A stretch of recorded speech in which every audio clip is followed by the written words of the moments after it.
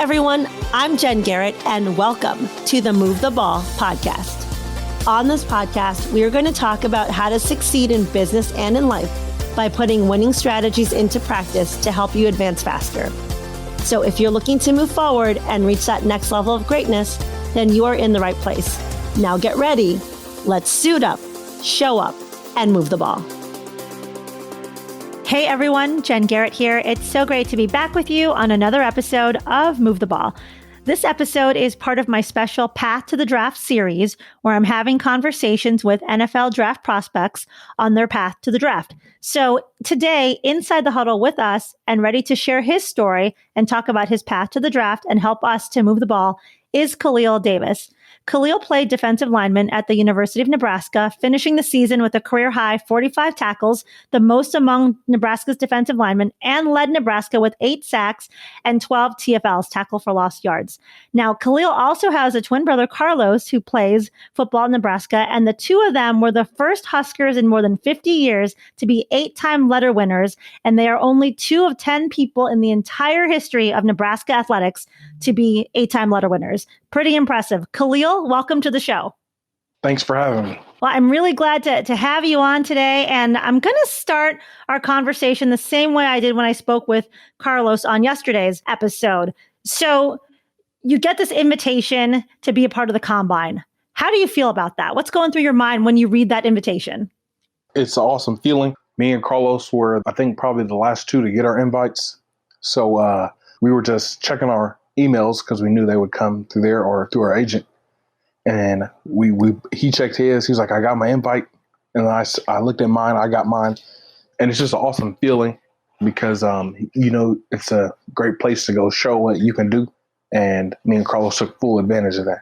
No, that's great. So there's 337 athletes that are invited to participate in the Combine, and you two were 2 of them. So let's fast forward. You're in Indy. It's Combine week. It's Saturday, February 29th, which is day 3 of the Combine, where defensive linemen and linebackers are up. So you wake up. What's going through your mind, and how are you able to stay mentally focused that day?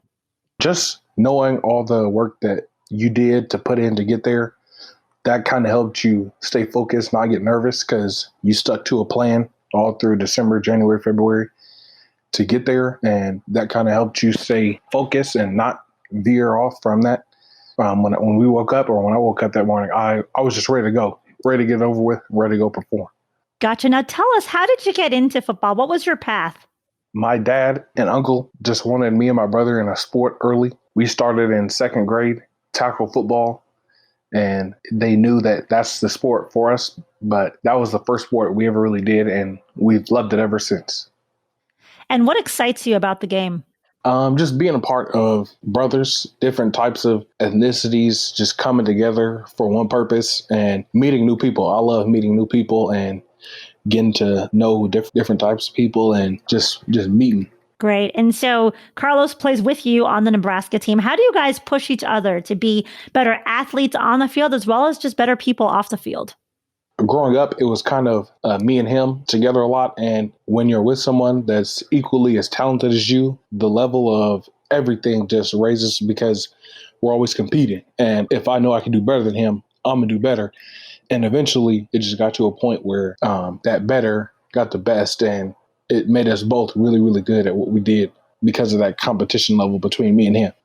Sure. And was there someone in your life who was instrumental and played a significant influence outside of Carlos in you being an elite football player? Probably my dad and uncle. My dad, he didn't play football in college or anything, but the love for the game that he has for sports, you could ask him any question about football and he would probably know it. So just watching football with him is what got us into it. And my uncle, who played for Nebraska in the 80s, them 2 combined got us into the love of football. Great. And what lessons have you learned from playing football at the collegiate level that has really helped you grow as a person and that you feel will continue to ensure your success playing in the NFL as well as just being successful beyond the game? In college, what stuck with me and what I still stick with today is just putting in the work. Nothing is going to come easy. That's the first thing I learned when I got to college is you got to work for what you want. And that's been like my motto ever since I figured that out. I'm more of just put my head down, go to work, and I'm always happy with the results when I put in the work. So. Great. Yeah. Too often I find people complain about the results they're not getting, but they're not putting in the work, right? So don't complain if you're not putting in the work to get what it is you want. So share with us, what was your most memorable game and why? I would say Maryland, my 2019, because had come off some terrible losses to some teams we should have beat. And we knew that was one of our last games, but it was the last time that the team came together, and I got to make a lot of plays. I had 2.5 sacks that game. And it was just awesome to watch my team, the way we played together that game. It was just awesome. And the feeling is just hard to beat when your brothers are just flying around and having fun. So. Good. And how do you bounce back after a loss when you've played your heart out in a game? It's a tough game and you end up losing and you know you have to go on and play next week. Like, how do you deal with that mentally to just get focused and get back into it? Usually you just take a day. So Sunday is like your day to recap on what happened and how to fix it and what you can work on to get better. And then once Monday comes, it's reset because the weeks are too fast in college football and the NFL. So Monday is reset. You let that go, and new mindset, new week, new team. So great. And what habits have you really put into practice to help you to be successful? I have to have a plan. I have to have a routine. And so I have to go to bed the same time every night. I have to eat what I'm supposed to eat. And, once I find my plan that works for me, then that's when I know I can be successful. So share with us a little more. So we're on the path to the draft right now. What do you do? I mean, we're all staying at home for the most part, right, under this coronavirus pandemic that we're going through. What does your routine look like right now on a daily basis? Same as kind of combine training, but more position work. But it's a lot of working out.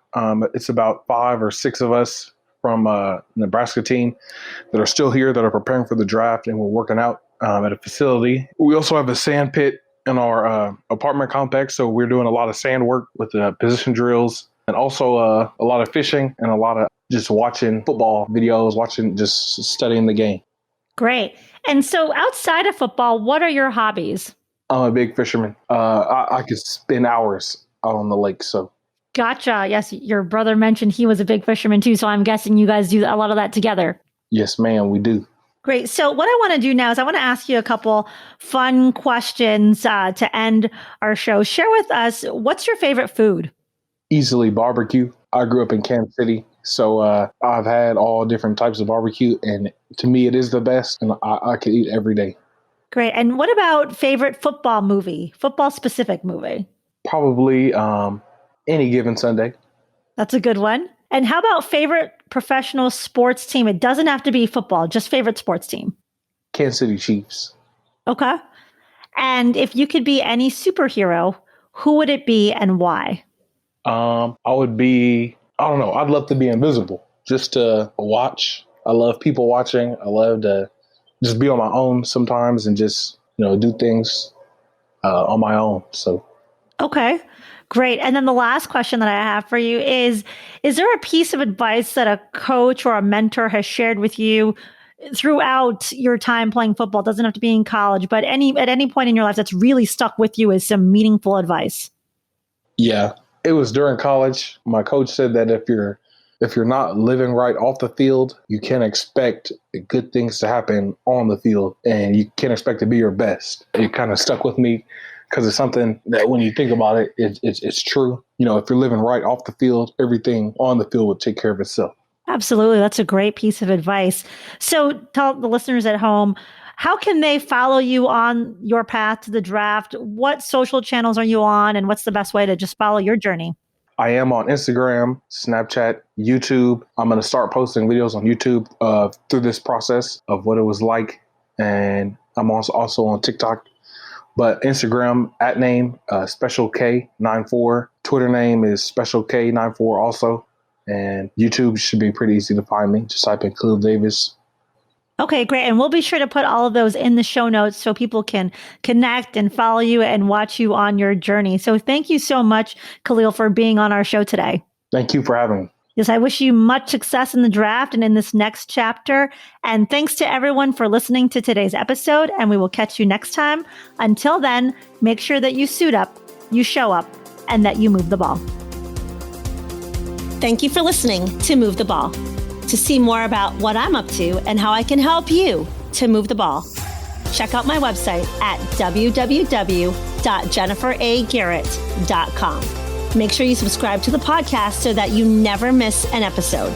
And also join the Move the Ball Facebook group for even more content and to be a part of the Move the Ball movement. What social channels are you on, and what's the best way to just follow your journey? I don't post a lot on Instagram. I do post a lot, but I am on Instagram, Snapchat, YouTube. I'm going to start posting videos on YouTube through this process of what it was like. And I'm also on TikTok, but Instagram @name Special K94. Twitter name is Special K94 also. And YouTube should be pretty easy to find me. Just type in Khalil Davis and yeah. Okay, great. And we'll be sure to put all of those in the show notes so people can connect and follow you and watch you on your journey. So thank you so much, Khalil, for being on our show today. Thank you for having me. Yes, I wish you much success in the draft and in this next chapter. And thanks to everyone for listening to today's episode. And we will catch you next time. Until then, make sure that you suit up, you show up, and that you move the ball.